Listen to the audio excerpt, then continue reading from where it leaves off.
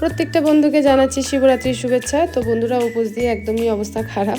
যাই হোক, তো উপোস দিয়ে তো আমি ফল আর সাবু মাখা খাই। বন্ধুরা, তোমরা কী কী খাও একটু জানাবে। তো আজকে আমি যে সাবুটা মেখেছিলাম ভাবলাম আমার বন্ধুদের সঙ্গে একটু শেয়ার করে ফেলি।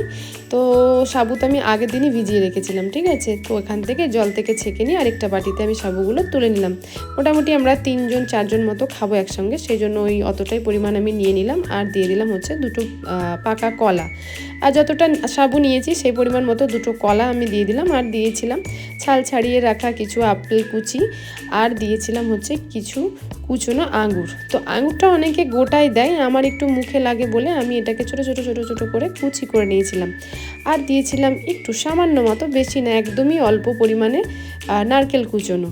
তো নারকেল কুচনো আমার দেওয়া হয়ে গেল ফাইনালি। এবার আমি দেব হচ্ছে মিষ্টি। তো প্যাড়াগুলো আমি সুন্দর করে ছোটো ছোটো করে টুকরো করে নিলাম। আর দিয়েছিলাম সন্দেশগুলো একটু ভেঙে নিলাম। আর দিয়ে দিলাম জাল করে রাখা ঠান্ডা দুধ। বাস, এবারে এটাকে একটু সুন্দরভাবে মেখে নেবো হালকা হাতে।